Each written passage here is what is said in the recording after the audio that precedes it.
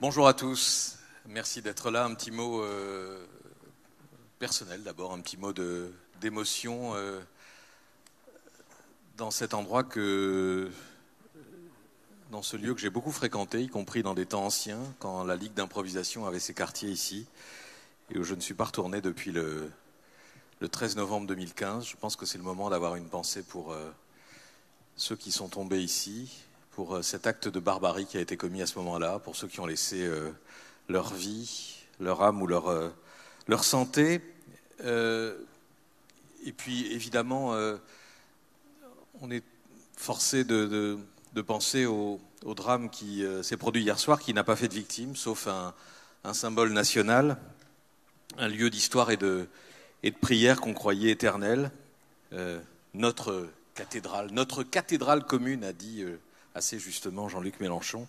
Notre-Dame, et ce notre n'a jamais résonné aussi fort à travers le pays et à travers le monde.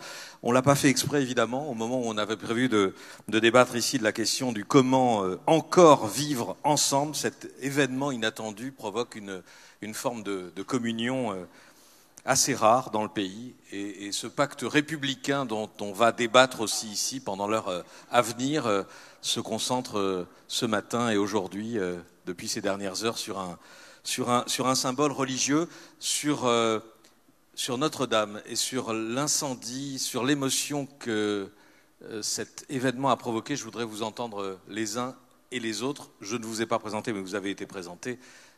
Gabriel Attal, d'abord, si vous voulez bien nous dire quelques mots sur ce que vous inspire. Vous avez l'air surpris. Non, pas du tout. Bonjour à tous. Je rejoins totalement ce que vous avez dit. C'est un moment de traumatisme, je pense national. C'est un patrimoine national qui va très au-delà, évidemment, des Parisiens, très au-delà des catholiques, même si c'est un lieu symbolique très fort pour la communauté catholique. Et on a vu hier se multiplier des réactions, des témoignages de Français qui ont dit leur attachement à ce patrimoine. Et je pense que dans les jours et les semaines qui viennent, autour de cette question de la générosité du don, sur laquelle je travaille beaucoup, puisque je suis aussi en charge de la vie associative et de la philanthropie, je pense qu'on aura aussi l'opportunité, l'occasion de mesurer ce qu'est la philanthropie à la française. La philanthropie, un mot qui est souvent un peu dévoyé, qui donne le sentiment qu'il ne s'adresse qu'aux plus aisés, alors que c'est l'homme tourné vers l'homme et que par définition ça concerne absolument tous les Français. Et je pense que autour de cet enjeu de générosité, autour d'un patrimoine national, on va voir peut-être se matérialiser cette question du vivre ensemble et de l'attachement à des symboles communs. On vous retrouve dans 2 minutes, Gabriel Attal. Je voudrais poursuivre ce tour de table. Abdenour Bidar, sur Notre-Dame, l'émotion provoquée par cet incendie, par la destruction même partielle de ce symbole, évidemment, je le disais, qu'on croyait éternel. Bonjour à chacune et chacun d'entre vous. Comme vous tous, je suis choqué. J'ai été choqué hier soir, je suis choqué ce matin. D'autant plus ému que nous sommes ici dans un lieu martyr, comme vous l'avez rappelé. À son tour, hier, Notre-Dame, pour des raisons sans doute différentes, a été martyrisée. La France est martyrisée, très martyrisée ces dernières années. Donc, d'un côté, en effet, je vois, comme tout le monde, c'est ce que j'entends depuis ce matin, du côté de Notre-Dame, l'idée que c'est un symbole de la chrétienté, c'est un symbole de la France qui a été touché, que la France est touchée au cœur. Je dois dire d'ailleurs qu'en tant que philosophe de culture musulmane, français de culture musulmane, je suis plus attaché à Notre-Dame qu'à n'importe quelle mosquée du monde. Donc à ce titre-là, il y a une véritable souffrance. Mais à mon avis, ce n'est pas simplement le symbole de la France et de la chrétienté qui est touché, le symbole de notre histoire, de notre patrimoine, etc. C'est un symbole, hélas aussi, je ne peux pas m'empêcher de le voir comme ça, de notre souffrance nationale. C'est-à-dire qu'aujourd'hui, et si nous sommes réunis pour parler du vivre ensemble, à partir d'une question qui est formulée presque de manière incrédule, est-ce qu'on peut encore vivre ensemble, hein ? C'est parce qu'on a tous des doutes sur notre capacité collective, justement, à avoir encore une communauté de destin, avec toutes nos différences, etc. Et donc on est dans un moment de grand désarroi collectif, on est dans un moment de grande souffrance collective, et d'une certaine façon, c'est comme si Notre-Dame avait pris sa part. Et là, je m'adresse peut-être aux chrétiens, auxquels ça parlera davantage. Le Christ, dans le christianisme, c'est celui qui prend sur lui la souffrance. Et en ce début de Semaine Sainte, alors je suis de culture musulmane, donc je m'aventure peut-être sur un terrain qui ne m'est pas familier, mais qui me touche. Je trouve ça très étonnant. Aniva. Bonjour à toutes et à tous. Merci pour ce que vous venez de dire. Parce que j'ai pas grand-chose à ajouter, si ce n'est ce que ça m'évoque. C'est vrai que pour moi, c'est très émouvant d'être ici au Bataclan. En plus, le lendemain de cet incendie, puisque c'est pas du tout la même chose, mais c'est la même. Il y a une force dans l'émotion, une espèce de puissance qui nous donne l'impression d'être unis, d'être réunis, qui est la même. Et donc, je me souviens quand François Hollande avait dit la France est en guerre suite aux attentats de 2015. Moi, j'avais plutôt pensé la France a été attaquée plutôt que la France est en guerre. Je suis reporter de guerre et il me semblait pas tout à fait adéquat de dire que la France était en guerre, parce que pour moi la France est en guerre, ça suppose une situation de guerre totale, de destruction totale, économique, sociale, profonde de la société, qui n'est pas celle que nous avons en France. Et aujourd'hui, je dirais, avec ce qui s'est passé hier, la France est meurtrie, une espèce de meurtrissure, de blessure supplémentaire. Et effectivement, dans l'atmosphère qui est la nôtre aujourd'hui, et dont on est là pour parler, avec le beau titre de cette table ronde, c'est quelque chose... On a l'impression qu'on ne veut pas parler des choses, qu'on est souvent dans le déni.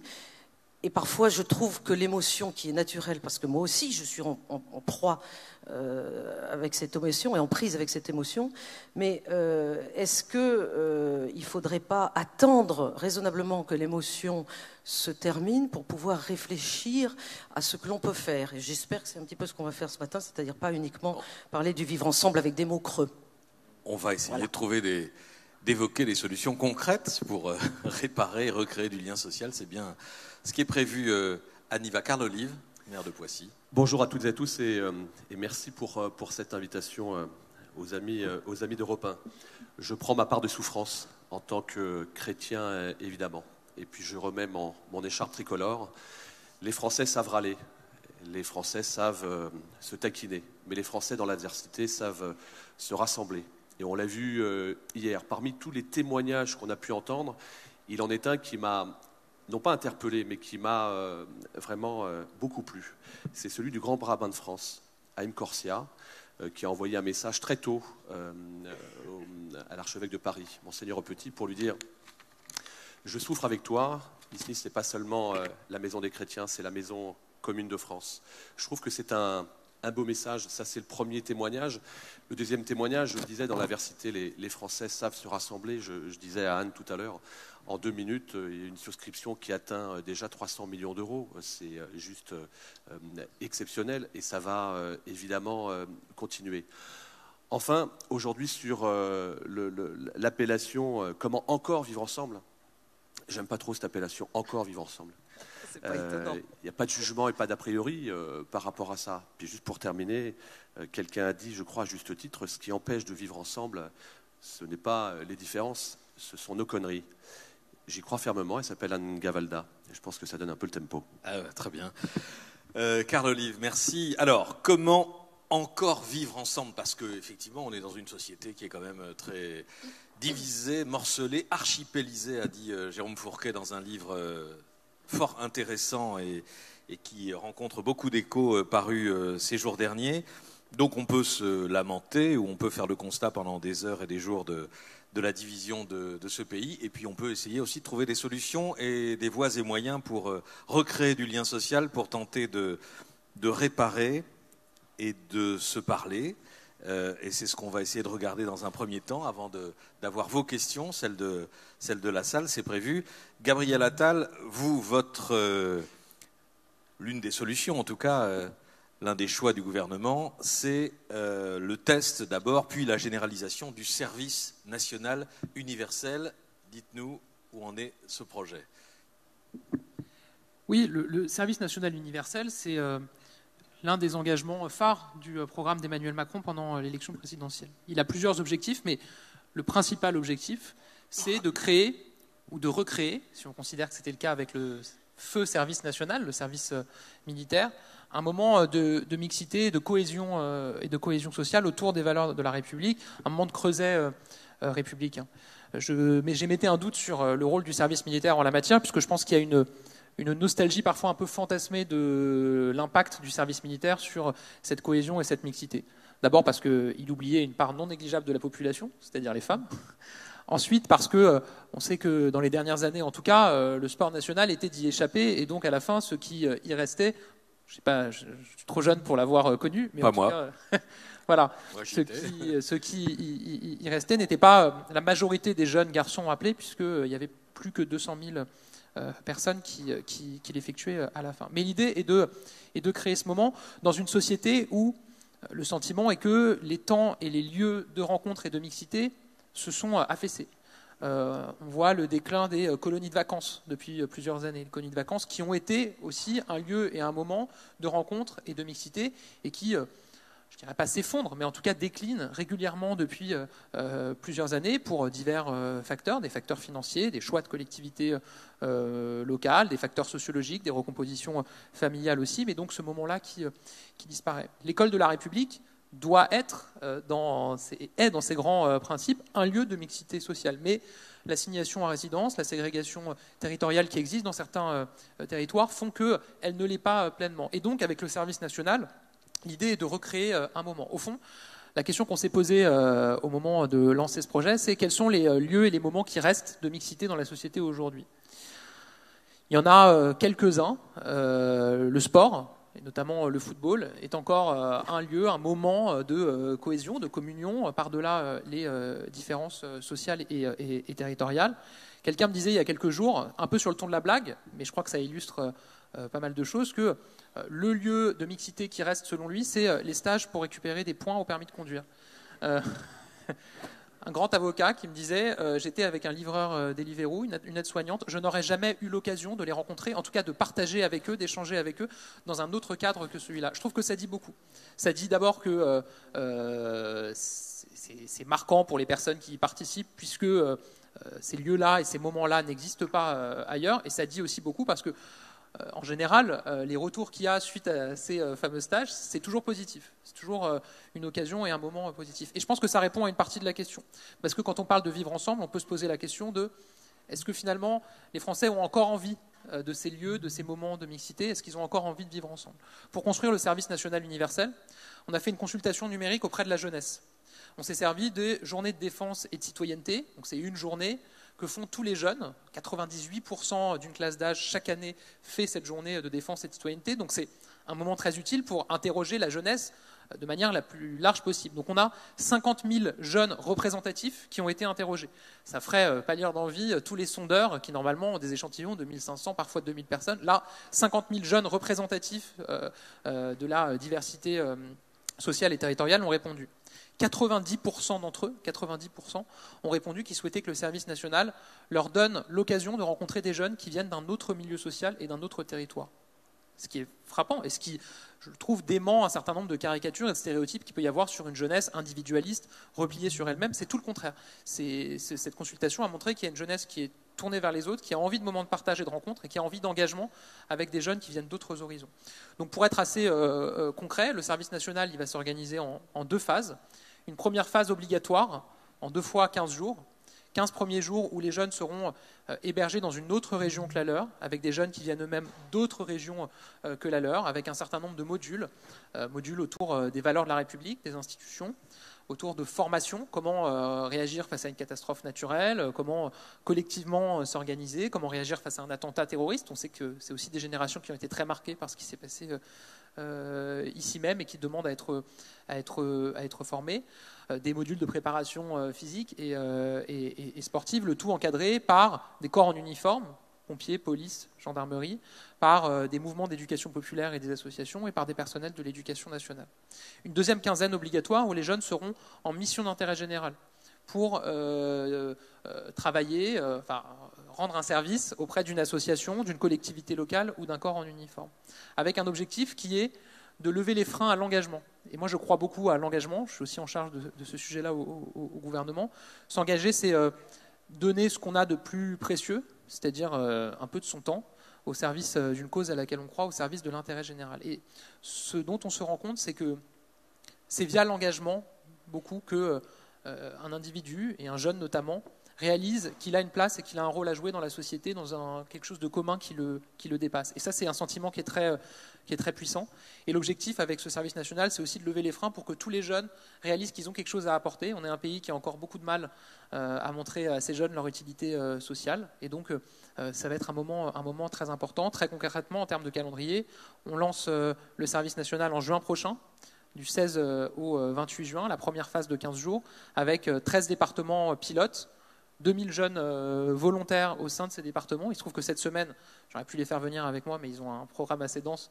On a les 13 premiers pionniers, puisqu'on a fait venir à Paris un jeune par département pilote, qui sont à Paris pour un parcours républicain cette semaine. Et on voit déjà l'intérêt, le partage qu'il y a entre eux, la découverte qu'il y a. C'est mixte.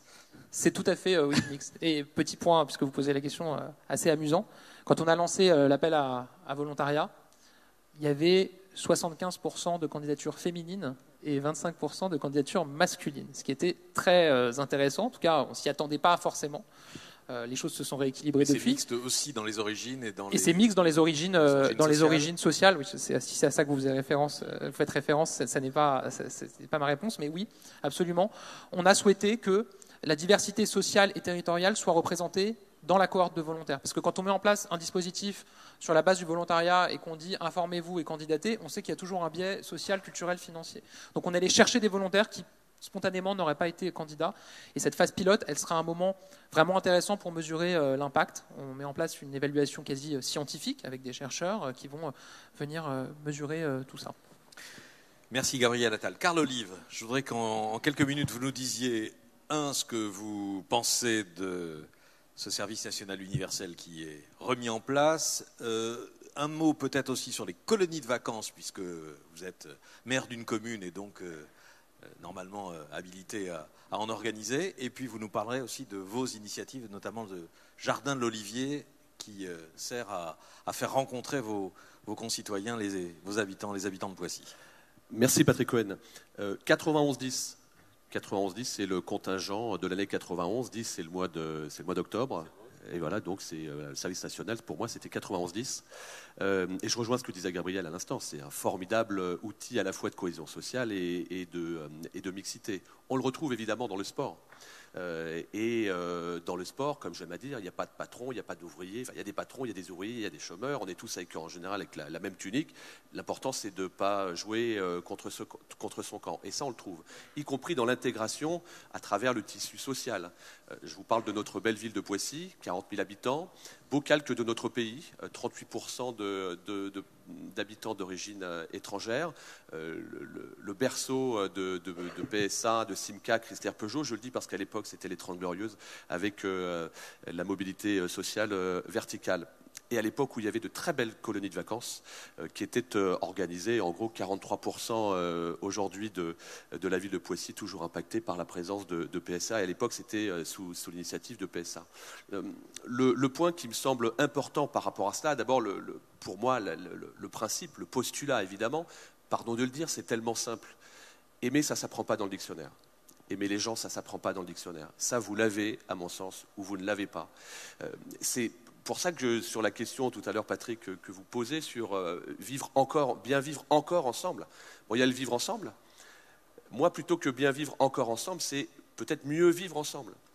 Et à l'époque où j'ai été élu, l'une des premières choses que j'ai faites avec les collègues, parce qu'évidemment c'est un travail d'équipe, on a créé un jardin de l'Olivier, qui est un espèce de jardin de la tolérance, qui fait à peu près 600 mètres carrés. Pour tout vous dire, c'est une idée qui m'était venue lors d'un été en Turquie, dont on ne peut pas dire que ce soit le pays le plus démocratique du monde, mais qui avait où il y avait un énorme parc, où il y avait une petite synagogue, une petite mosquée, une petite église, un petit temple protestant, un petit temple bouddhiste, et chacun venait exercer son culte. Et je m'étais dit, si si jamais les Pisiaquais me font confiance, Poissy, c'est une ville où je suis né, où j'ai grandi avec une famille nombreuse, on était 8. Donc première personne du pluriel à table, et jamais première personne du singulier. Je m'étais dit, on mettra ça en place, et c'est ce qu'on a fait. Et moi, je suis ravi d'avoir mis en place avec mes collègues ce jardin de l'Olivier, qui est un endroit où viennent vraiment à foison celles et ceux qui veulent échanger ensemble. Et c'est ainsi qu'au-delà de ça, on a également décidé avec les collègues de réunir tous les cultes sans exclusive, une fois par trimestre, où nous déjeunons ensemble, et ensuite chacun s'est approprié l'initiative. C'est ainsi que le curé, par exemple, a fait la connaissance de l'imam, et ils se retrouvent ensemble. Et ça me paraît important. Et puis derrière, encore une fois, sur le bien vivre ensemble, Patrick, il y a quelque chose qui a été dit tout à l'heure, c'est qu'il y a aussi le mot confiance. On est sur le pacte républicain, le mot confiance. Il se trouve que moi, dans mes quartiers populaires, on a décidé de faire quelque chose qui était un peu osé. On a créé une école du web au cœur du quartier populaire. Là, on me disait, mais ça ne peut pas fonctionner, ce quartier, on a 3 quartiers prioritaires de ville à Poissy, ça ne pourra pas fonctionner, ça n'a jamais fonctionné. La mission locale qui a été mise ici en place a brûlé, donc vouloir faire ici une école du web avec du matériel sensible, etc., sur la terre des Rebeux, comme ça qu'on me le présentait, et moi j'habite là, et ben c'est tout le contraire. Ça a fonctionné, pourquoi? Parce que d'abord, il faut qu'on soit absolument pas dans la stigmatisation. C'est ça le bien vivre ensemble. Il faut faire confiance. Et moi, j'ai beaucoup d'émotions quand je dis ça, parce qu'au-delà de l'emploi qui a généré cette école du web au cœur du quartier, en face de cette école du web, j'ai mis à disposition d'une association faite par des jeunes et pris en main par des jeunes du quartier qui ne sortent pas des Champs-Élysées, CQFD, eh bien une association qui fait vivre aussi le quartier, en accompagnement avec la ville. Pourquoi je me permets de le dire? Parce qu'on est sur une convention d'objectifs et de moyens. C'est un contrat gagnant-gagnant, avec des règles, etc. Et vous savez ce dont on s'est aperçu? Eh bien, les mamans voilées qu'on ne voyait jamais, qui ne sortaient jamais des immeubles, se retrouvent dans ces associations, se retrouvent ici au cœur du quartier aujourd'hui, pour aider, pour préparer, pour faire des cours d'alphabétisation, pour préparer les fêtes de quartier, pour participer aux brocantes. Ça, c'est pas du bien vivre ensemble, c'est du mieux vivre ensemble et de faire en sorte que là où ces quartiers étaient stigmatisés, aujourd'hui, ils sont pris en exemple. Et je peux vous dire que ça n'a pas de prix. Merci beaucoup, Carl Olive. Anne Niva, pour votre bouquin « Dans quelle France on vit » où vous avez parcouru la France périphérique, vous avez vu, je pense, davantage les problèmes que les solutions. Mais je voudrais justement avoir votre regard sur les solutions ou les esquisses de solutions qui viennent d'être énoncées à l'instant. Alors, plutôt ce que je pense pouvoir dire, c'est ce que j'ai observé par rapport à ce que ces solutions, si elles font écho dans les populations ou pas. Parce que moi, je ne suis pas dans l'action politique, je suis dans l'observation.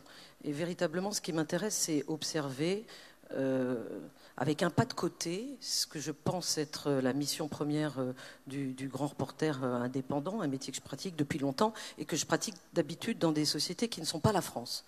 Donc dans des sociétés lointaines, des sociétés musulmanes, des sociétés en guerre, puisque c'est ce que je fais depuis 20 ans. Donc ça n'est pas la même chose que ce que je vois en France. Mais c'est parce que je me suis intéressée à ce que j'ai vu ailleurs, dans des sociétés désarticulées, détruites au sens propre comme au sens figuré, que en revenant en France, dans mon pays qui n'est pas un pays détruit et désarticulé, j'ai pu me rendre compte qu'il y avait des malaises, des angoisses, du déni, et que je me suis dit, et si j'osais essayer de les regarder en face, parce que je pense que c'est en les regardant en face et en les montrant que ensuite d'autres que moi, qui sont les politiques, qui sont les experts, etc., pourront analyser, rebondir et faire débat, et que tous ensemble, on puisse avancer. Donc ma toute petite participation, c'est celle-là. Alors qu'est-ce que j'ai vu ? D'abord, j'ai perçu une grande perplexité Donc moi, j'ai été dans des villes moyennes. J'aurais pu d'ailleurs aller à Poissy, puisque j'appelle ville moyenne une ville de moins de 50 000 habitants. Donc j'ai choisi 6 villes de moins de 50 000 de France dans lesquelles je me suis installée. Et j'ai accolé une ville à un thème. Mais j'ai également écrit dans ma préface que chaque thème et chaque ville était interchangeable. Donc j'ai été à Évreux, où j'ai parlé du malaise des jeunes. J'ai été à Laon, où j'ai parlé du sentiment de déclassement. J'ai été à Lons-le-Saunier, où j'ai illustré le sentiment d'insécurité. Lons-le-Saunier, une ville de 26 000 habitants dans laquelle il n'y a pas de statistiques d'insécurité, mais dans laquelle, évidemment, on se sent en insécurité, et c'est à peu près la même chose partout en France. Et puis, j'ai fait une exception, j'ai été à Ajaccio, une exception plus parce que de 50 000 plus que 50 000, voilà. Mais c'est parce que j'aime déconstruire les stéréotypes et que j'en avais un peu assez qu'on parle toujours de la Corse pour deux choses, la beauté de cette île et le nationalisme corse. Donc là, je voulais aller derrière la carte postale et j'ai essayé d'illustrer un sujet qui, à mon avis, est essentiel dans ce que nous essayons de décrire ce matin, ce vivre ensemble, c'est l'identité. Et l'identité, pour moi, c'est un questionnement important. Et en France, nous l'avons essentiellement dans ces quartiers que vous avez évoqués, où des Français d'origine arabe, maghrébine, moi, ce qui m'intéresse, c'est de savoir s'ils se sentent, qu'est-ce qu'ils se sentent, non pas en premier, mais au plus profond, comment ils se définissent. Et alors, pour essayer de répondre à cela, j'ai ajouté une strate de complexité, puisque j'ai été en Corse, où à l'identité arabe et française s'ajoute l'identité corse. Donc, parfois, ça se regroupe. Il y a des personnes qui ont les trois identités, et parfois, au contraire, elles sont les unes contre les autres. Alors, de nombreux jeunes que j'ai rencontrés partout en France, en Corse et ailleurs en France, ne se sentent pas français.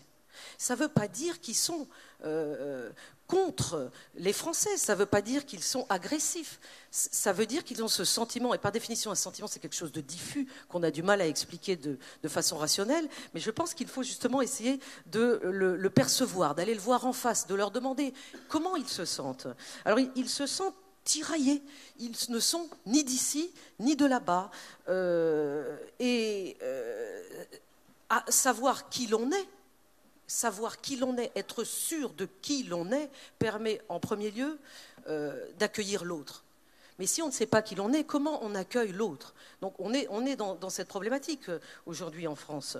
Moi, j'ai quand même été très marquée par ces années de terrorisme que j'ai couvertes, donc le djihad, la guerre au Moyen-Orient, puisque donc je me suis déplacée d'ici la France pour aller au cœur du problème, alors qu'à l'époque, on ne se rendait pas encore bien compte que tel un boomerang, il allait nous revenir à la figure ici. Et puis, relativement récemment, donc, on est dans ce lieu symbolique. À partir de 2015, on a fini par se rendre compte qu'il y avait des jeunes Français qui étaient attirés par, on ne sait trop par quoi, mais qui partaient faire le djihad et ensuite qui mouraient, où maintenant le problème c'est vont-ils revenir et leurs enfants vont-ils revenir et comment faut-il les accueillir, etc. Et je pense qu'en tant que journaliste, il faut essayer de montrer et d'expliquer, et qu'expliquer n'est pas excuser. Moi, j'avais été extrêmement choquée par la phrase de Manuel Valls.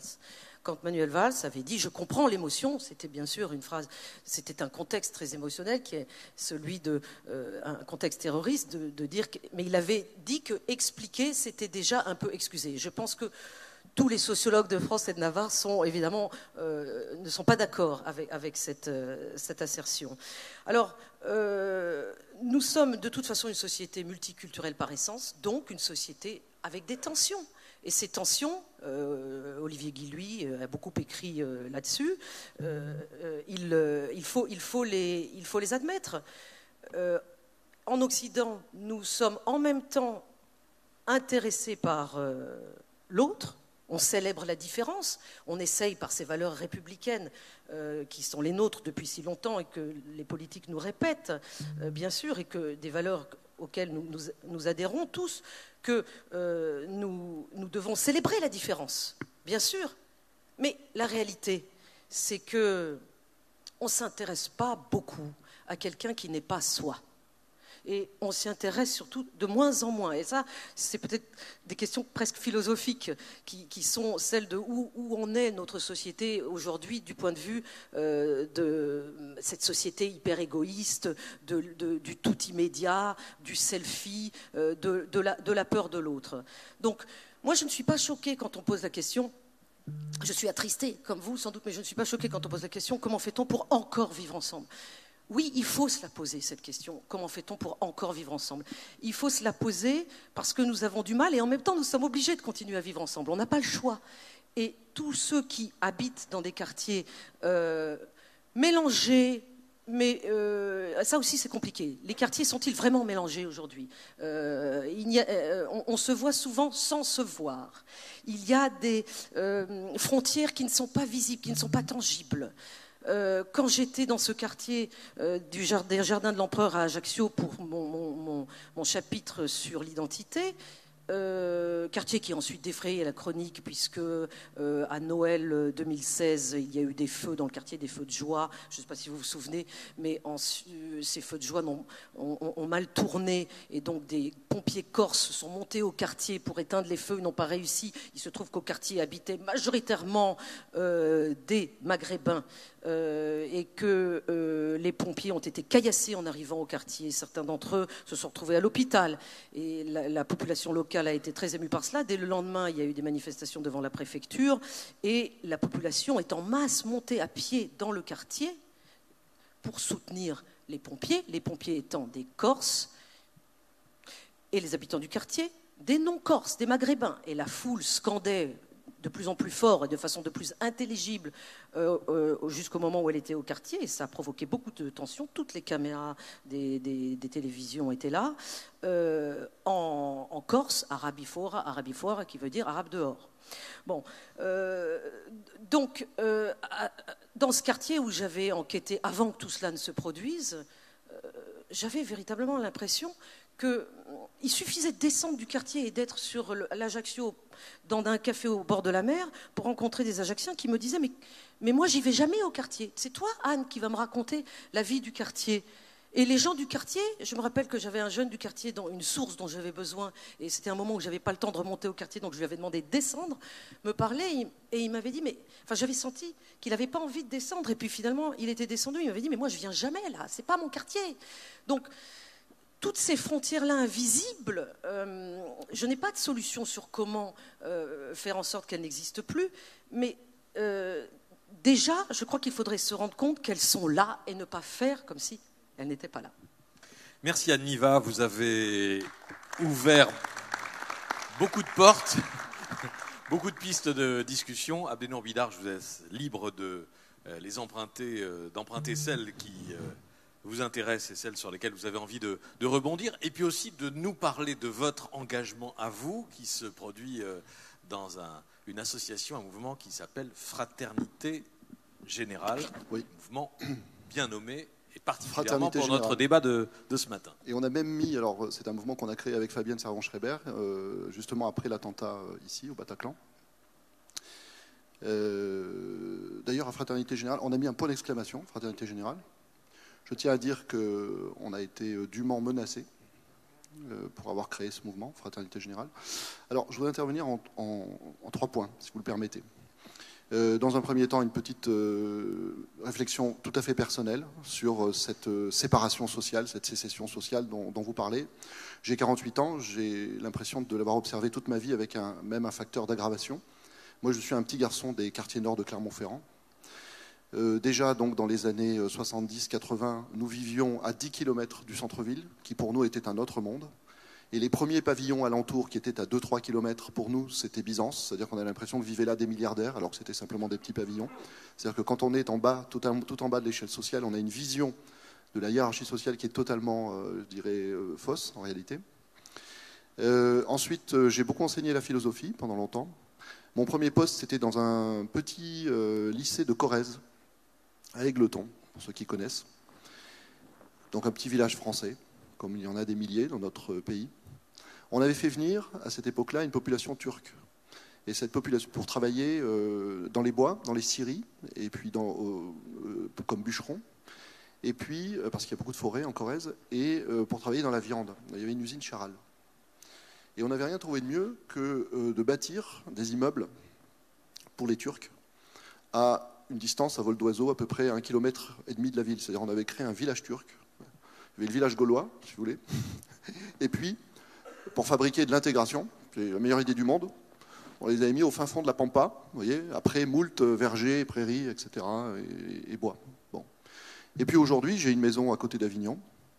Et que ce que j'ai observé pendant toutes les violences qui ont été commises ces derniers mois, Eh bien, tout simplement, une conséquence de la séparation spatiale, c'est-à-dire le centre-ville d'Avignon, qui est un centre-ville gentrifié, avec des rues piétonnes, de jolies petites boutiques, et puis juste à l'extérieur des remparts d'Avignon, les quartiers de déshérence, les quartiers de désaffiliation, les quartiers dans lesquels le taux de chômage des jeunes est absolument hallucinant. Vous voyez ? Et tout simplement, eh bien, ces jeunes-là sont venus exprimer leur ressentiment, leur colère, en brûlant dûment un certain nombre de poubelles, en brisant un certain nombre de vitrines dans le centre-ville, etc. Donc voilà, j'ai l'impression que l'histoire française se poursuit d'une manière que nous n'arrivons pas collectivement à enrayer. De ce point de vue-là, je ne peux que, évidemment, me féliciter de tout ce que vous entreprenez, qui est, je dirais, crucial, hein, de première nécessité. Bon, ça, c'était pour, je dirais, la petite histoire dans la grande histoire. Maintenant, en tant que philosophe, peut-être 2 éléments, en réponse à, parce qu'il faut quand même bien qu'on discute ensemble, à un certain nombre de choses qui ont été dites. D'abord, je rebondis sur ce qu'a dit Carl Olive. Aimer l'autre, vous l'avez ou vous ne l'avez pas. Ben, je ne suis pas d'accord. C'est-à-dire que justement, vous vous souvenez, j'ai écrit en 2015 un petit bouquin que j'ai appelé Plaidoyer pour la fraternité. Et je me suis permis de plagier Erasme, le grand humaniste de la Renaissance, Erasme de Rotterdam. On est au début du XVIe siècle. Hein. Erasme discute avec Luther. Et Erasme dit, on ne naît pas humain, on le devient. Ben, je pense qu'on ne naît pas fraternel, on le devient. Et nous sommes les héritiers des Lumières, nous sommes les fils ou les petits-fils des Lumières. Et une des grandes leçons des Lumières, une des grandes leçons de Rousseau, par exemple, si vous le relisez, c'est que la grande qualité de l'être humain, c'est qu'il est perfectible. On ne sait pas ce qu'il y a au départ dans la nature humaine, ça c'est un choix de conviction philosophique, etc. C'est-à-dire, certains pensent que l'homme est par nature bon, d'autres, c'est le cas de Rousseau d'ailleurs, d'autres pensent que l'homme est par nature mauvais. Mais tout ce que nous savons, nous, à partir des Lumières, c'est qu'il y a une vertu puissante de l'éducation. Nous n'en avons pas le monopole, hein, d'autres civilisations l'ont su et le savent tout aussi bien que nous, mais nous, à partir des Lumières, nous l'avons affirmé, c'est-à-dire que sur cette base d'une nature humaine qui est incertaine, nous savons que si nous créons les écosystèmes propices, si nous créons les matrices propices, et l'école est un écosystème absolument extraordinaire pour apprendre à vivre ensemble, c'est-à-dire spontanément en effet, comme vous l'avez dit, on ne s'intéresse pas beaucoup à l'autre, mais si nous les êtres humains, nous n'avons pas l'intelligence, ou comme le disait Condorcet, l'art social, de fabriquer des écosystèmes, de vivre ensemble, de mixité dans lesquels nous apprenons à vivre au quotidien, à nous familiariser avec la différence de l'autre, alors cette différence de l'autre restera toujours de l'inconnu et naturellement nous serons livrés à partir de là spontanément à ce qui est le réflexe conditionné de l'être humain face à l'inconnu, c'est-à-dire nous aurons peur. Ou en tout cas nous resterons indifférents. Voyez ? Donc là, en réalité, il n'y a pas de fatalité, il y a une responsabilité collective. Comment est-ce que nous pouvons faire dans notre société pour recréer partout où nous vivons, là où nous sommes, disait Martin Buber, le grand philosophe israélien, voyez ? Chacun a une responsabilité là où il est. Comment est-ce que nous pouvons faire pour contribuer à réparer un bout du tissu déchiré du monde, c'est comme ça que je l'ai dit dans mon livre Les Tisserands, c'est-à-dire créer cet écosystème dans lequel nous allons pouvoir apprendre à nous solidariser, apprendre à nous soucier, apprendre à être dans le care, apprendre à être dans l'empathie, etc. Parce qu'en effet, il n'y a là rien chez l'être humain qui soit ni spontané, ni facile. Premier élément d'analyse. Deuxième élément d'analyse, un certain nombre d'entre vous le savent sans doute, depuis des années, je fais partie de ceux qui travaillent beaucoup sur la question de l'islam en France. Hein. Nous sommes un certain nombre de philosophes, d'intellectuels, de culture musulmane à essayer de montrer que, et je dirais contre vents et marées, hein, l'islam peut être compatible avec la société française. Hélas, beaucoup sont morts parmi nous, Mohamed Harkoun, Abdelwahab Medeb récemment, Malek Chebel, etc. On se retrouve un peu tout seul, souvent, au front de ce combat. Et moi, ce que je dis depuis des années, je l'ai écrit de nombreuses fois, c'est que finalement, si l'islam est devenu la nouvelle passion française, c'est parce que, au-delà de la question des musulmans, qui en effet, vous l'avez dit, c'est le problème numéro un, je dirais, ce sentiment de ne pas appartenir, eh bien, il y a pour nous tous, en réalité, quelque chose qui nous concerne. Qu'on soit musulman ou qu'on ne soit pas musulman, ce désarroi qui est exprimé du côté de nos concitoyens de culture musulmane, c'est un désarroi collectif. C'est-à-dire que nous sommes tous des affiliés aujourd'hui. Ce n'est pas seulement le problème de l'intégration, je vais le dire de 2 ou 3 manières différentes pour qu'on comprenne bien, le problème de l'intégration. Ce n'est pas seulement le problème des populations immigrées, c'est le problème d'une société qui a du mal à s'intégrer elle-même, à ne pas être désintégrée par tout un ensemble de forces centrifuges, et à fabriquer du sens, à fabriquer une communauté de destin, à fabriquer du commun, à se rassembler autrement que par l'incantation autour des valeurs républicaines. Et là, je le dis différemment, le grand drame aujourd'hui national, c'est que ces valeurs républicaines font l'objet d'une incantation permanente, mais le divorce entre l'idéal et la réalité devient tellement important qu'aujourd'hui, beaucoup de nos concitoyens éprouvent presque le sentiment d'une hypocrisie de la promesse républicaine, d'un mensonge de la promesse républicaine, et commence à cultiver un ressentiment vis-à-vis de la promesse républicaine. Voyez, on n'y croit plus. Bon. Et donc le défi est collectif, ce n'est pas seulement le souci de notre relation à l'islam et de notre relation aux musulmans. Ça, c'est le deuxième élément. Alors maintenant, il faut agir. Parce qu'on est très fort, je peux faire de l'autocritique. Nous, les philosophes, on est par définition critiques, donc on est très très très très fort pour faire des constats critiques. Là, je viens d'en faire un certain nombre, vous en avez fait un certain nombre. Mais après, c'est agir. Hein. Même si comprendre, c'est déjà agir. Parce que comprendre, c'est acquérir la lucidité, le discernement nécessaire de ce qui véritablement pose problème, et à partir de là, de ce qui est à faire. Bon. Alors j'ai créé, parce que bon, chacun doit apporter sa part à l'édifice, hein, je ne peux pas rester dans ma tour d'ivoire en tant que philosophe, c'est pas possible. Il faut s'engager. Vous l'avez dit, Gabriel Attal, l'engagement aujourd'hui, c'est vraiment l'impératif de la transmission, de la contagion, je dirais presque, pas seulement en direction des jeunes. Hein. Alors nous avons créé avec Fabienne Servan-Schreiber ce mouvement. Nous avons mis un point d'exclamation à la fin du nom du mouvement, Fraternité Générale, c'est-à-dire ça sonne comme un slogan, hein, comme un appel. Et qu'est-ce que nous faisons? Eh bien, depuis 3 ans, nous sommes partis d'un constat. Il y a en France, aujourd'hui, pas seulement des choses qui se cassent la figure, pas seulement des choses qui se déchirent, il y a aussi beaucoup de ceux que j'ai appelés des tisserands et des tisserands. C'est-à-dire de gens qui, modestement, patiemment, obstinément, à quelques-uns, ont entrepris de réparer le tissu déchiré du monde. C'est-à-dire, nous sommes le pays champion du monde de la vie associative, des gens qui, là où ils sont, se sont mis à travailler dans un collectif citoyen, dans telle ou telle association, qui s'est donné telle ou telle vocation immédiate, mais dont en réalité l'objectif de fond est commun, est toujours le même, c'est réparer un peu. Faire en sorte que les gens, à nouveau, ne fassent pas que se croiser et s'ignorer, mais se parlent, se rencontrent, soient dans l'agir ensemble, etc. Et le constat dont nous sommes partis, c'est que ces mobilisés, ces tisserands, ces engagés existent, mais que ils n'ont pas conscience de leur force.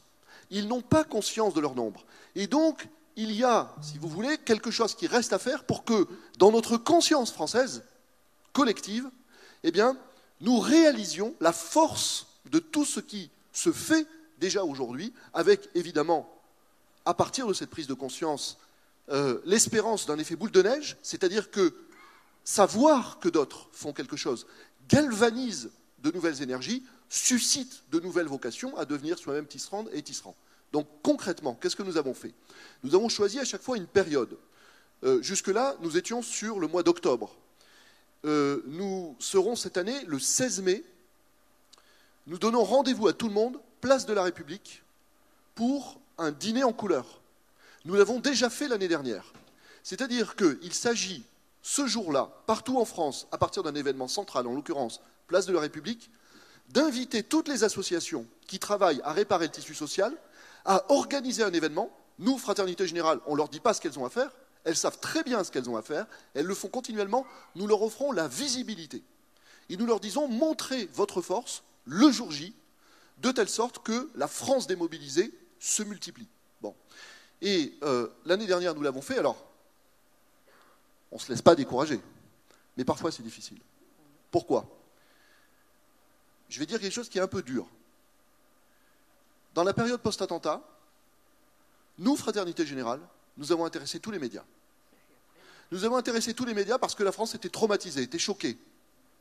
L'année dernière, on n'était déjà plus en période post-attentat. On a fait un dîner place de la République. Place de la République, hein. Vous voyez, là aussi, comme Notre-Dame de Paris, l'immense symbole. Et en plus, on a organisé un événement qui était un événement festif. Il y a eu de la musique. On a servi à manger on était à peu près 3000 place de la République. On avait mobilisé toutes les associations des arrondissements environnants. On avait mobilisé tous les commerces, tous les restaurateurs des alentours de la place de la République pour que chacun amène à manger. On a offert à manger à tout le monde. Il y a eu de la musique prévue, il y a eu de la musique improvisée, il y a eu une grande fête. Zéro média. Quand je dis zéro média, on a eu une ligne AFP. Zéro média. Et Dieu sait pourtant, je dis Dieu en toute laïcité, hein, je ne sais pas s'il existe, vous choisirez. Dieu sait pourtant, si nous avions, je dirais, informé. Bon, donc, Patrick Cohen, je vous prie, s'il vous plaît, cette année, aidez-nous, parce que voilà notre ambition cette année, je vous le dis, Peut-être que vous ne le savez pas, l'ONU a décrété le 16 mai journée internationale du vivre ensemble en paix.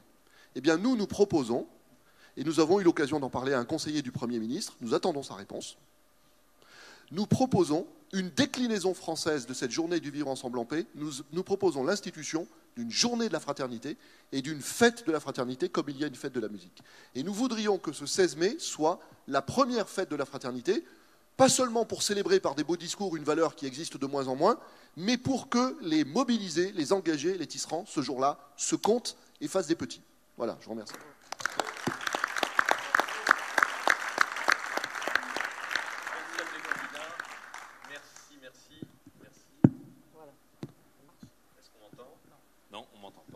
Plus, voilà.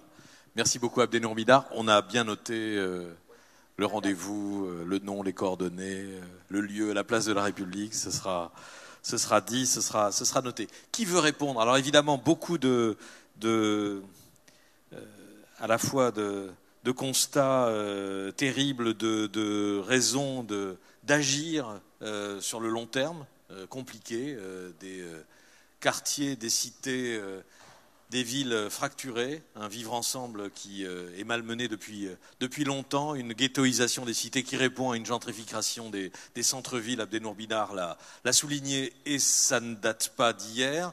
Des mixités scolaires aussi, je parle au secrétaire d'État à la jeunesse, qui existent de moins en moins. Et parfois, quand il y a des règles, elles sont contournées, vous le savez bien. Peut-être avez-vous eu l'occasion d'en parler avec le ministre de l'Éducation, mais c'est un problème aussi, c'est celui du logement, mais c'est aussi celui de la carte scolaire.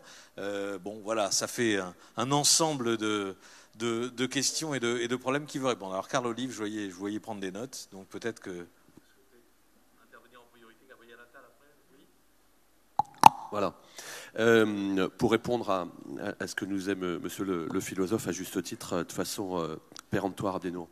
Moi, je suis né dans un quartier populaire qui s'appelle la Coudray à Poissy. À l'époque, la Coudray à Poissy avait été, entre guillemets, fabriquée par le fondateur de Simca Chrysler, qui s'appelait Pigozzi, M. Pigozzi, qui était le papa de Caroline Pigozzi, qui est aujourd'hui à Paris Match, qui avait créé 2000 logements sur les Hauts-de-Poissy pour les collaborateurs de l'époque de Simca Chrysler. Avec, dans la période des 30 Glorieuses, Abdenour en a parlé, la très belle mixité sociale. C'est-à-dire que moi, dans ma tour de 11 étages, par exemple, il y avait des familles espagnoles, il y avait des familles portugaises, des familles turques, des familles algériennes, marocaines, ma petite maman bretonne, etc. Une vraie belle mixité sociale.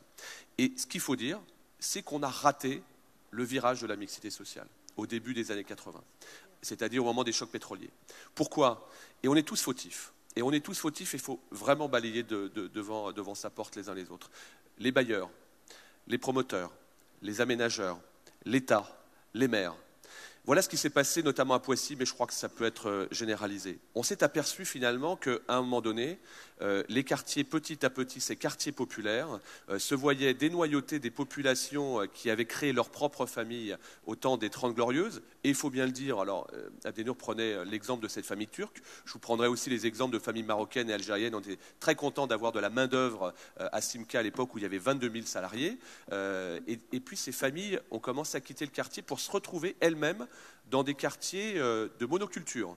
Donc, par exemple, à Poissy, il y avait des quartiers où finalement c'était algérienne et marocaine, puis dans d'autres quartiers turcs, et puis dans d'autres quartiers plutôt Afrique noire.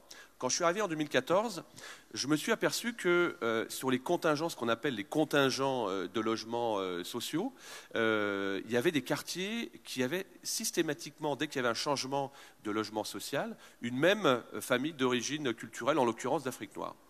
Et quelqu'un m'a dit, mais bienvenue dans la politique locale, puceau que tu es, et on s'est aperçu qu'on avait affaire au DALO, les droits au logement, les droits opposables au logement.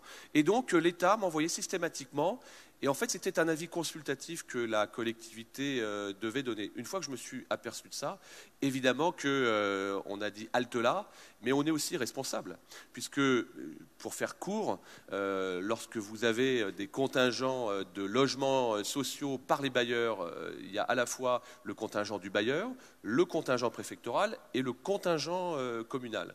Et donc c'est facile de dire non, ça on ne veut pas en entendre parler, ces familles-là vont aller dans tel endroit, dans tel endroit, dans tel endroit. Et c'est là où je dis que nous sommes tous responsables, mon cher Gabriel, de ce côté raté de la mixité sociale. Qu'est-ce qu'on fait maintenant à Poissy? Ce n'est pas du tout une science exacte, évidemment. Mais on impose d'abord aux bailleurs systématiquement de passer par les commissions logement avec une composition hétéroclite pour que justement on recrée ces conditions de la mixité sociale et donc, Patrick Cohen, du bien vivre ensemble. Et ça marche. Mais je vais venir dans quelques instants sur ce qu'a dit Anne tout à l'heure à juste titre. Expliquer n'est pas excuser. Et ça fonctionne. On l'impose aux bailleurs. On l'impose aussi aux promoteurs. Oui, aux promoteurs, parce qu'aujourd'hui, ce qu'on appelle des primo-accédants ont toute la faculté de dire vous allez aller dans ce quartier-là, vous allez être tranquille, village gaulois, etc. Pas du tout. Et ça, il me semble que c'est important. La deuxième chose que je voulais dire par rapport au bien vivre ensemble, Patrick, c'est qu'à Poissy, on impose. Moi, je ne supporte pas que nos gamins aillent louer une piole de 7 mètres carrés à 700 € à Paris, là où ils pourraient être primo-accédants, donc jeunes propriétaires, dans nos quartiers. Donc j'impose aux promoteurs de faire 20% sur les prix à coût maîtrisé pour mes Pissiaquais, les habitants de Poissy. Et pour les familles et pour les aînés, j'impose également que ce soit la même chose. Parce que les parents qui voient le domicile familial quitté de ces enfants se retrouvent dans des surfaces qui sont trop grandes et donc ont la possibilité de rester à Poissy. Et ça, je l'impose. Alors comme je dis, ce n'est pas politiquement correct parce que les promoteurs pourraient me dire non.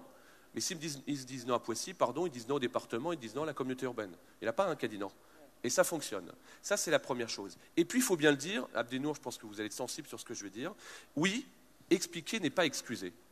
En matière de sport, il se passe quelque chose, vous avez certainement jamais entendu parler. Je suis footballeur, ma famille est footballeur, ma petite sœur est aujourd'hui à la tête de la Fédération française de football, pilote la Coupe du Monde de foot féminin. Depuis que je suis môme, jusqu'à encore 15 ans, mixité sociale à part entière dans le sport, on le disait. Quand on prenait notre douche, on était tous à poil. Aujourd'hui, personne n'est à poil. Si, je suis toujours à poil. Mais le musulman ne se baigne pas à poil, ne se douche pas à poil. Le converti à l'islam ne se prend pas sa douche nue. Et le catholique fait comme les autres. Et ça, c'est un sujet. Donc, expliquer n'est pas excuser. Ce que je dis là, vous pouvez en demander dans toutes les associations. Ça naît dans le football. Un exemple, 2010, j'étais rédacteur en chef en Afrique du Sud, et j'explique ça à Alain Giresse, que vous devez connaître, et je dis Alain, mais voilà ce qui se passe, il me dit c'est pas possible. Et je dis appelle ton fils, il est Thibaut Giresse, à l'époque jouait à Guingamp, voilà, en Bretagne. Thibaut, comment ça se passe? Bah papa, nous on se douche en caleçon, voilà. Ça personne ne le dit, et c'est un vrai sujet, et c'est pas une stigmatisation, c'est un vrai sujet. Alors qu'est-ce qu'on fait? Ben moi j'ai arrêté quelque chose, j'ai mis d'abord en place à Poissy une charte de la laïcité. Pour toutes les associations sportives, culturelles, charte de la laïcité. Parce qu'expliquer n'est pas excuser, comme le dit Anne à juste titre. Et depuis qu'on a mis ça en place, il n'y a plus aucun sujet. On avait eu un souci avec une équipe de judo qui s'était bagarrée dans un gymnase avec une association, avec un grand nombre de personnes musulmanes qui ne voulaient pas voir les judokas nus sous la douche. Bon, bah, j'ai coupé court. Plus de subventions, terminé. Charte de la laïcité dans tous les bâtiments publics. Ça, c'est effectivement un des moyens, effectivement, du mieux vivre ensemble, de la mixité sociale. Mais pour qu'on ait de la mixité sociale, encore une fois, il faut responsabiliser, il faut valoriser, mais il faut aussi donner les règles du jeu. Et à partir de là, tout devient plus facile. Mais c'est vrai que dans la vie, il y a des choses qui ne se greffent pas. Merci Carl Olive. Gabriel Attal, et ensuite je voudrais que s'il y a des questions dans la salle, parce que c'est prévu d'avoir un question-réponse avec vous, le public, j'aimerais que vous vous manifestiez pour qu'on puisse ensuite prendre vos questions en bon ordre auprès de nos intervenants. Gabriel Attal. Très rapidement, puisque je vois déjà plein de mains qui se lèvent, et je pense que c'est aussi l'échange qui est important, peut-être pour revenir sur à la fois la question des quartiers et la question de l'école. Je crois que c'est absolument central. Et tout ce qu'on fait aujourd'hui avec Jean-Michel Blanquer en matière de valorisation et de mise en place de moyens supplémentaires pour les écoles dans les quartiers REP et REP+, en dédoublant les classes, comme ça a été fait en CP, en CE1 dans les territoires REP et REP+, c'est mettre plus de moyens en termes scolaires dans des territoires qui en ont besoin. D'abord pour l'émancipation des jeunes, dont on sait qu'ils ont besoin davantage d'encadrement, de soutien par rapport à des jeunes qui viennent de familles qui peuvent les accompagner davantage en dehors de l'école. Mais c'est aussi un enjeu de valorisation de ces territoires. Parce que quand on parle de mixité, de souhait que la mixité existe et se vive dans ces territoires, il faut montrer qu'il y a une action publique qui est là pour mettre des moyens supplémentaires et que finalement, une famille qui va s'installer dans un quartier REP ou REP+, son enfant n'aura pas moins de chances que les autres parce qu'il passe par l'école de la République dans ce quartier. Donc je pense qu'en termes de mixité, c'est aussi un enjeu très fort. Moi, sinon, il y a un enjeu, une valeur qui me tient à cœur et qui, je pense, est centrale, c'est celle de la mobilité.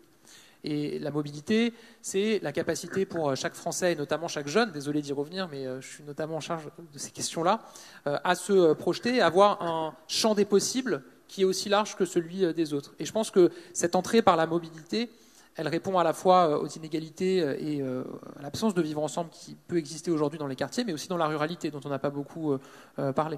Il y a des associations qui travaillent beaucoup sur ces questions-là, et aujourd'hui, des jeunes, notamment dans la ruralité, ont des perspectives tout aussi, voire parfois plus limitées que dans certains quartiers.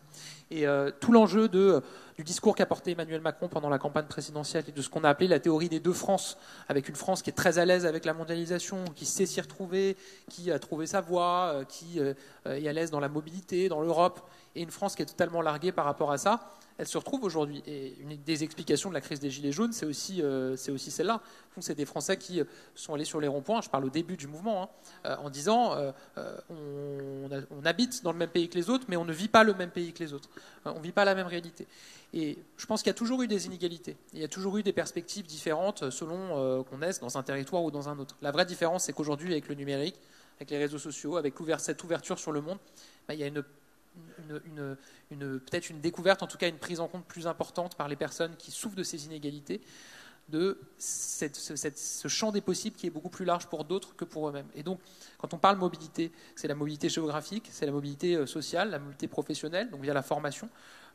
C'est pour moi un enjeu central, parce que si on veut véritablement avoir un pays où on a une société qui se forge un destin commun, un projet commun, il faut que ce soit un pays qui donne sa chance à tous les Français de manière égale, et donc avec la possibilité d'évoluer, de bouger, à la fois en matière géographique, sociale et professionnelle. Et l'ensemble de nos réformes, qu'il s'agisse de l'école, de la formation professionnelle, le service national universel, c'est aussi une des clés. Elle vise à cet objectif. Merci. Est-ce qu'on a fait circuler des micros monsieur qui levait le doigt? Oui, alors voilà, un micro. Et une hôtesse s'approche. Il y en a un autre ici. Et vous allez pouvoir prendre la parole dans l'un ou l'autre micro. Qui marche.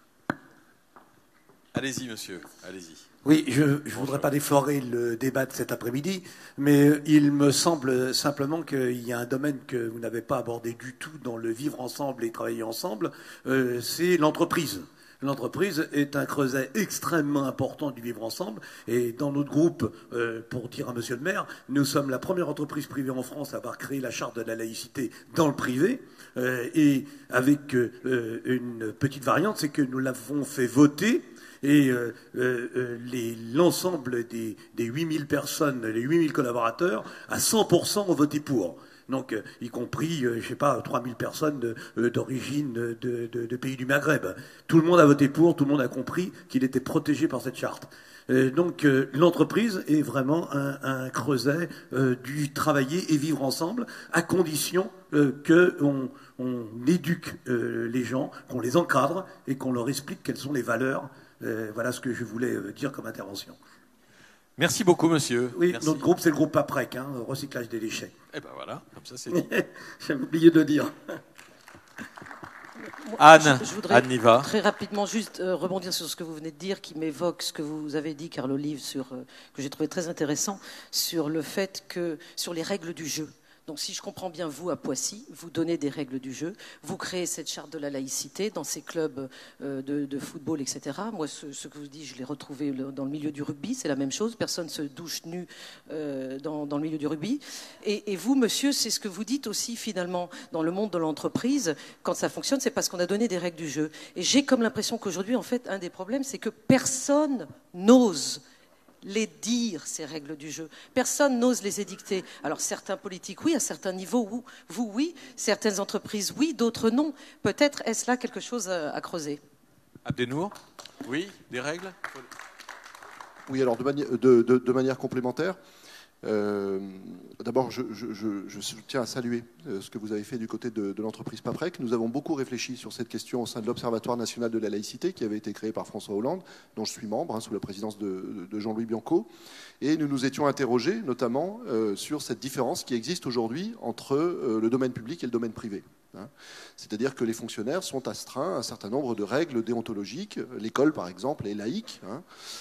Parmi les obligations légales du fonctionnaire, il y a la dignité, l'impartialité, la probité et l'intégrité, et donc notamment cette impartialité qui oblige à ne pas manifester l'expression de ses convictions politiques et religieuses dans l'exercice de ses fonctions. En revanche, quand on cherche dans le Code du travail ce qui permet de limiter dans une mesure raisonnable l'expression d'une conviction religieuse, on ne peut pas s'appuyer sur le principe de laïcité, mais on est obligé de s'appuyer sur d'autres motifs, qui sont des motifs de sécurité, des motifs d'hygiène, des motifs d'intérêt social de l'entreprise, etc.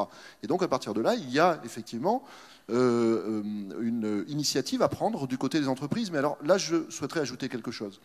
Il y a non seulement une règle du jeu à expliquer, mais il y a une dimension que vous avez mise en œuvre et qui me paraît tout aussi importante et complémentaire, c'est la dimension participative, collaborative.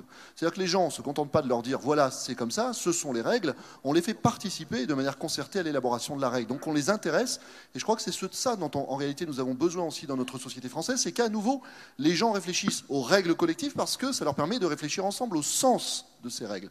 Voilà. Et ce dont nous souffrons, c'est d'une absence d'espace de concertation dans lesquelles la règle est discutée, non pas pour être négociée, on n'est pas au Québec, c'est-à-dire on ne va pas faire des accommodements raisonnables avec notre laïcité.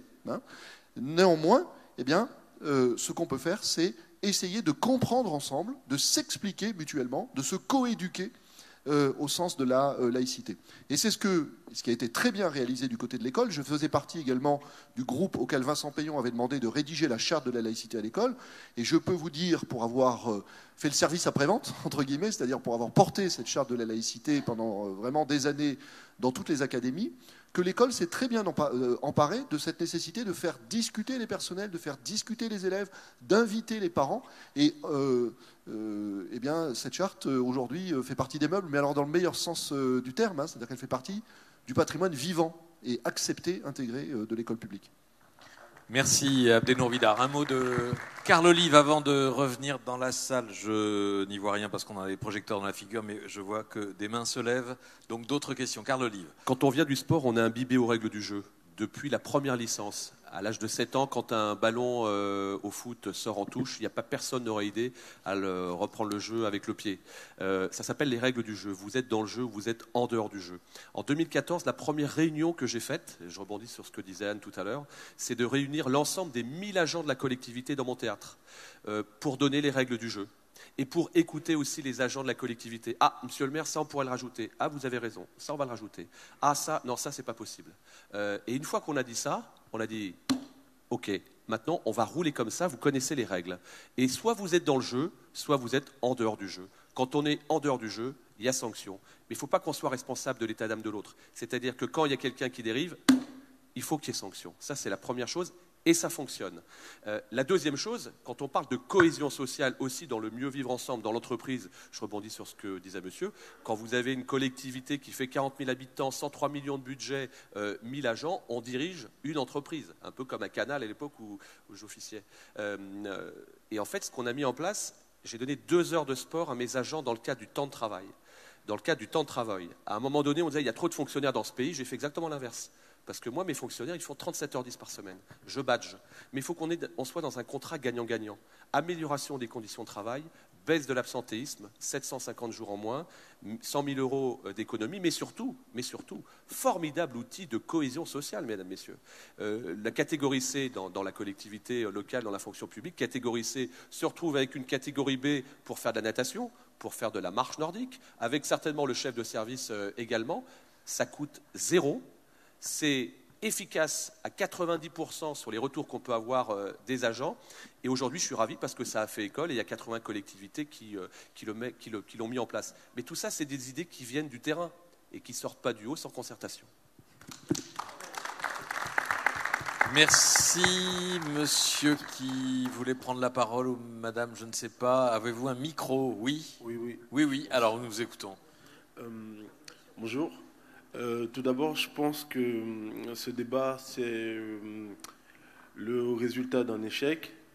Mais je pense aussi qu'il a lieu d'être puisqu'il nous permet de faire le bilan et de penser à des actions futures.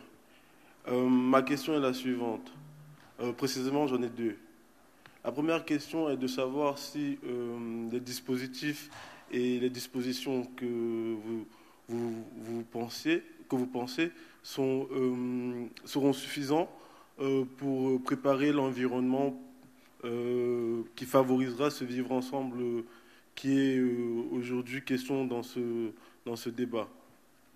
Puisque quand je parle d'échec, quand je parle du constat de l'échec, je fais référence à une expérience que j'ai eue précisément ce week-end. Et cette expérience m'a rattrapé hier, puisque en me rendant à la bibliothèque, j'ai croisé les jeunes que j'avais rencontrés ce week-end. Pendant que moi, j'allais à la bibliothèque pour réviser mes partiels, eux, ils se dirigeaient vers un rond-point pour aller manger. Et ils ont mon âge. J'aimerais savoir si vos dispositions et les dispositifs qui sont pris seront suffisants pour justement favoriser ce vivre ensemble. Merci beaucoup, monsieur Gabriel Attal. Oui, on voit bien derrière ce que vous dites. Je crois que ça fait aussi écho à ce que je disais tout à l'heure, qu'on ne peut pas envisager de vivre ensemble si on n'a pas d'émancipation et si on n'a pas la possibilité de donner à chacun les moyens de se créer sa propre vie par le travail, par la famille, de se créer une dignité. Moi, je suis totalement d'accord avec ce constat-là. Et c'est aujourd'hui un enjeu majeur pour la jeunesse. On a encore 100 000 jeunes qui décrochent chaque année, c'est-à-dire qui quittent le système scolaire sans diplôme, sans qualification, sans emploi. On a aujourd'hui un stock, entre guillemets, de 3 millions de jeunes qui sont on appelle ça les NEETs, c'est un terme anglo-saxon, mais qui sont sans emploi, sans diplôme, sans qualification, et qui sont donc sans perspective. Et moi, ma conviction, c'est qu'on ne peut pas imaginer, on ne peut pas se projeter dans un vivre ensemble où finalement tout le monde aurait un destin commun si on a des bataillons de jeunes qui sont aujourd'hui fracassés sur le mur du système, entre guillemets, sur un système d'orientation qui ne fonctionne pas. C'est pour ça qu'on travaille beaucoup pour le réformer et qui n'ont pas la possibilité de s'émanciper, notamment par le travail, et de se construire en tant qu'individu. Et on est là au cœur de toutes les réformes qui sont portées en ce moment. Quand on met 15 milliards d'euros sur la formation, pour faire en sorte que tous les jeunes, on a un objectif de former 1 million de jeunes qui sont aujourd'hui dans la situation que je décrivais d'ici à la fin du quinquennat, on participe à cet objectif. Quand on met en place toutes les mesures dont j'ai parlé dans le cadre de l'éducation, avec le dédoublement des classes, mais aussi avec 4 heures d'aide aux devoirs gratuites dans tous les collèges de France pour tous les collégiens, parce que l'inégalité face aux devoirs, c'est aussi une égalité qui est majeure, parce que tous les jeunes n'ont pas les mêmes possibilités à la maison pour travailler. On participe et on tend vers cet objectif. La réforme du lycée et la réforme de la voie professionnelle, ça vise à faire en sorte que ça ne soit plus des jeunes qui se fracassent sur le système, mais un système qui s'adapte à la diversité des jeunes, ou en tout cas qui leur donne à voir toutes les possibilités qui existent pour eux, pour s'épanouir, s'émanciper et se construire en tant que personne. Donc pour répondre ensuite à votre première question qui est, est-ce que vous pensez que ce sera suffisant? En tout cas, je l'espère. Et en tout cas, j'y crois. Sinon, je ne serais pas là où je suis aujourd'hui. Je ne serais pas là devant vous aujourd'hui. Moi, j'y crois. Je crois profondément qu'on n'a pas tout essayé, pour reprendre une phrase connue. Et qu'en tout cas, en mettant le paquet sur cet enjeu de l'émancipation et sur la possibilité de donner à chacun par la formation et par l'éducation, parce que c'est ça qui marche. Et que oui, il y a des inégalités de revenus en France aujourd'hui, mais c'est parce qu'il y a avant tout des inégalités de destin. Et que selon l'endroit où vous naissez, votre trajectoire, elle est a priori toute tracée. Et c'est ça qu'on veut changer. Ça ne se fera pas en un jour, ça c'est certain, mais je suis certain en tout cas qu'on va dans la bonne direction. Merci. D'autres demandes d'intervention dans la salle? Des mains se tendent. Qui a un micro? Qui peut intervenir? Ou une grosse voix, éventuellement. Monsieur a un micro derrière. Monsieur, nous vous écoutons. Oui, bonjour. Ce que je trouve de très frappant sur cette matinée, mais qui est un constat, c'est quelques points importants. Le premier, Carl Olive a parlé d'une charte de la laïcité qui a été imposée dans un club. Il y a 16-17 ans, j'étais président d'un petit club de sport et on avait édité un règlement intérieur Et j'avais mis dans ce règlement intérieur, j'avais fait mettre juste en bas une simple phrase. Ce qui se passe dans ce club de sport doit être conforme à la loi de 1905. Point. Et je vois qu'entre une quinzaine d'années, on est passé d'une simple phrase, d'un côté un peu volontaire de ma part, à une charte imposée par une municipalité. Et c'est le fond de ma question, parce que ce que j'entends depuis tout à l'heure, et ce que je vis, ce que nous vivons tous, c'est cette prégnance, j'allais dire, de la religion, des religions dans le débat. Cette prégnance qui va occulter le reste et qui va peut-être fracturer, alors que justement, religion, c'est relié. Et donc, cette laïcité que nous vivons, qui est dans notre Constitution, elle est aujourd'hui au cœur d'un problème qui, il y a quelques années, n'était pas là. Et ça va être un peu le sens de ma question, c'est comment est-ce que ça a pu être monté à ce niveau-là de problème, alors que ça ne l'était pas. Et deuxièmement, c'est peut-être un lien, je ne sais pas si je vais pouvoir m'exprimer correctement, sur ce que j'appelle le politiquement correct. Vous l'avez plus ou moins évoqué, mais plus ou moins. Mais on ne peut plus dire des choses dans ce pays, dans ce pays, et pas que dans ce pays, hein, soyons tout à fait clairs. Je ne parle pas que de la France pour le coup. On ne peut plus dire des choses sans être absolument honni, etc. Vous avez dit, monsieur, que vous avez été attaqué. Oui, parce que quand on veut dire des choses, on peut être attaqué tout simplement parce qu'on n'est plus politiquement correct. Donc est-ce qu'il y a une possibilité que cette parole se libère? Et puis le dernier point que je voulais prendre, qui est un peu différent. Vous avez parlé des règles. Moi, je suis profondément persuadé que la règle, c'est la source de la liberté. Merci, monsieur. Abdenour Bidar, puisque vous avez été cité en exemple et interpellé. Interpellé. Vos papiers, s'il vous plaît. Non, je plaisante. Oui, alors, n'hystérisons pas non plus la situation. Moi, je suis un philosophe critique de l'islam. Si j'étais dans un pays musulman, dans un certain nombre de pays musulmans en tout cas, ça fait un moment que mon compte serait bon. Je serais devenu un Nasr Abou Zaïd de plus, hein, vous savez, cet universitaire égyptien qui avait dû s'exiler aux Pays-Bas après avoir été déchu de son titre de professeur, etc. Bon. Donc je suis attaqué, mais il y a quand même des choses qu'il est possible de dire de manière claire à nos concitoyens de culture musulmane, s'agissant des règles de notre République. Ne serait-ce que pour dissiper le préjugé ou le malentendu dans un certain nombre d'esprits ou de consciences musulmanes, qu'il y aurait une incompatibilité non seulement de base, mais une incompatibilité définitive entre la foi musulmane, l'expression de cette foi et les règles de la République. Donc moi j'ai beaucoup écrit sur le sujet, je me suis beaucoup engagé sur le sujet.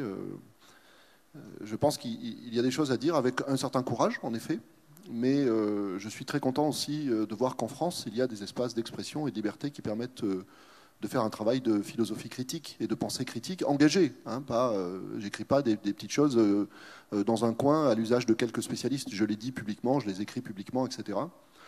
Et vous savez, je suis attaqué parfois, mais j'ai aussi beaucoup de gens qui sont de culture musulmane qui me disent « Continuez, on a besoin de vous ». On a besoin de vous parce qu'on étouffe dans le cadre d'une religion qui est trop souvent dogmatique, qui est trop souvent intolérante, etc. Donc il y a des consciences musulmanes libres qui réclament elles aussi ce genre d'espace. Bon. Le deuxième point, mais très rapidement parce qu'on n'a pas le temps et c'est vraiment un vaste sujet, c'est le point que vous avez abordé. Comment se fait-il que le religieux aujourd'hui soit revenu sur le devant de la scène? Tout simplement parce que le scénario de la modernité et de la postmodernité que nous les Occidentaux nous avions écrit, ce scénario ne s'est pas déroulé comme prévu. C'est-à-dire que nous pensions être des sociétés, comme le dit Marcel Gauchet, qui sont sorties de la religion, c'est-à-dire des sociétés ou sécularisées, dans lesquelles le religieux a perdu de l'influence sur la société, sur les consciences.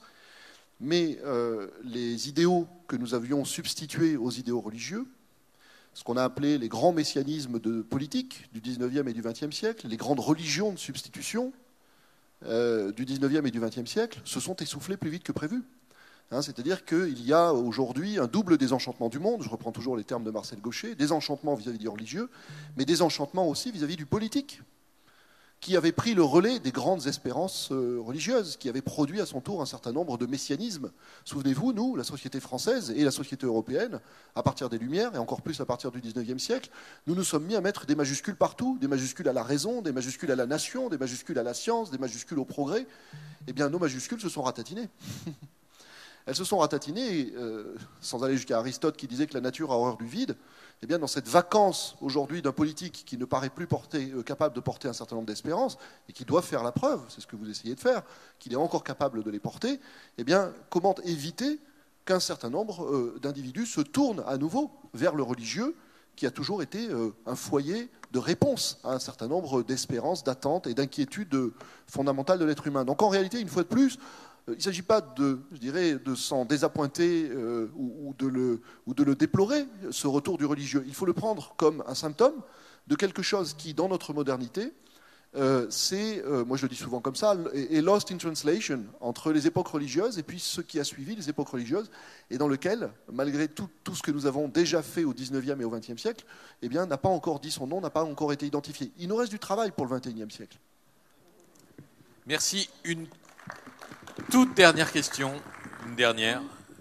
Madame. Bonjour, merci beaucoup pour ce débat organisé aujourd'hui, pour ce colloque.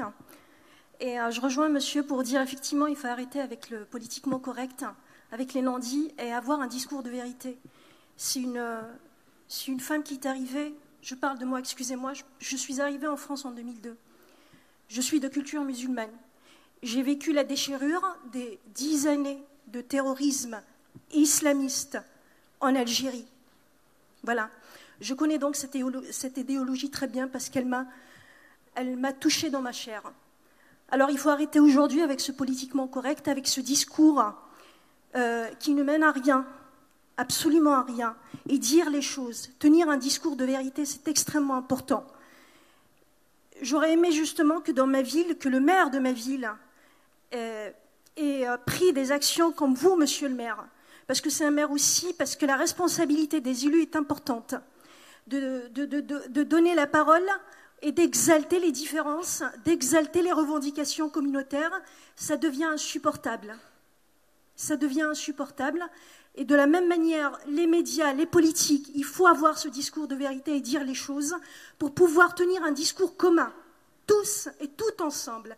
Un discours qui va contrer celui de certains qui exaltent ces différences, qui exaltent ces revendications et qui font de l'homme ou de la femme blanche ou de l'homme blanc le mal absolu, et de la victime et du musulman ou du noir, la victime d'aujourd'hui, ce n'est pas vrai. Je suis arrivée en 2002 et j'ai la patrie, la France aujourd'hui, dans mes veines.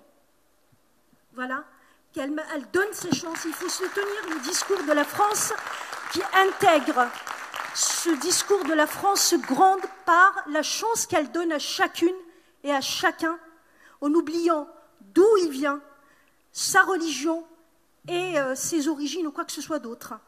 Donc, que faut-il faire aujourd'hui pour tenir un discours commun et contrer ces discours portés par certains, et je citerai les indigénistes, je citerai les antiracistes d'aujourd'hui qui tiennent un discours de division. Il faut arrêter avec ça et c'est aujourd'hui qu'il faut répondre à ça. Merci. Merci, madame.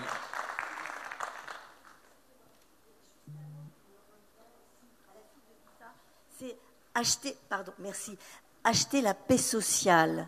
J'ai entendu ce terme il y a des décennies, j'étais adolescente. Est-ce que aussi ça n'a pas joué dans le vivre ensemble? Et qu'est-ce qu'il y a derrière ce mot ensemble? Voilà, merci. Ah mais madame, vous posez de très bonnes questions, mais à 12h32, au moment où nous devons rendre non pas l'antenne, mais la salle et conclure le débat, ça me paraît un peu trop ambitieux. Alors je laisse la possibilité d'une réponse ou d'une dernière intervention qui veut répondre ou qui veut parler en guise de conclusion. Gabriel Attal. Voilà. Évidemment, pour remercier pour l'organisation de cet échange et pour vous remercier, madame, pour votre vibrant plaidoyer. Je pense que ça fait aussi du bien collectivement pour vivre ensemble d'entendre des témoignages passionnés comme le vôtre et surtout des témoignages de vie et vécus. Et moi, je crois profondément que les politiques ont une responsabilité. Et c'est vrai qu'ils ont une responsabilité dans la situation. Peut-être qu'il y a un enjeu de dire la vérité comme vous l'avez dit, peut-être aussi que certains politiques ont aussi une responsabilité d'avoir tenu des discours qui ont été utilisés par ceux que vous décrivez et que vous combattez comme des armes pour précisément atteindre leurs objectifs. Parce qu'au fond, qu'est-ce qui rassemble aujourd'hui des personnes derrière les discours que vous avez décrits? C'est le sentiment qu'on leur a inculqué, parce qu'on ne leur a pas donné l'occasion de voir autre chose, qu'on ne veut pas d'eux, et qui n'ont pas leur place et qui n'ont rien à faire ici. Alors précisément, vous avez montré l'inverse. Donc oui, je pense que l'enjeu pour les politiques, que ce soit au niveau local ou au niveau national, c'est précisément de porter ce discours. Mais ma conviction à moi, c'est que ça ne peut pas être un discours porté contre. Vous disiez qu'il faut être contre ceux qui s'attaquent, les combattre. Oui, mais il faut le faire en ayant un discours d'inclusion, d'intégration, un discours positif. Et encore, je reviens encore une fois à l'école, des formations un peu, parce que je suis au ministère de l'Éducation nationale, mais je pense qu'elle a un rôle majeur à jouer et que peut-être on est aussi passé à côté d'une manière de permettre à tous les jeunes et à tous les enfants de s'approprier ce discours-là et de se dire qu'ils ont une place dans le pays. Et ce qu'a décrit Abdenour Bidar sur la charte de la laïcité, tout le travail qui est fait sur l'éducation morale et civique pour faire en sorte que dès le plus jeune âge, on s'approprie ces concepts-là de fraternité, de liberté, d'égalité, qui malheureusement sont trop souvent des concepts mous et manquent de chair pour les jeunes et pour les moins jeunes. Je pense qu'il est fondamental. Merci à tous. Merci, et on va arrêter là on va arrêter là ce débat qui ne peut pas durer 107 ans, je le dis à dessein, peut-être savez-vous d'où vient cette expression « je ne vais pas attendre 107 ans », c'est la durée de construction de Notre-Dame au XIIIe siècle, et cette expression s'est transmise à travers les siècles, on ne va pas attendre 107 ans. Bon, voilà. Merci Adniva, merci Abdenour Bidar, merci Gabriel Attal, merci Carl Olive et merci au Bataclan pour cette occasion de débat qui va se prolonger cet après-midi.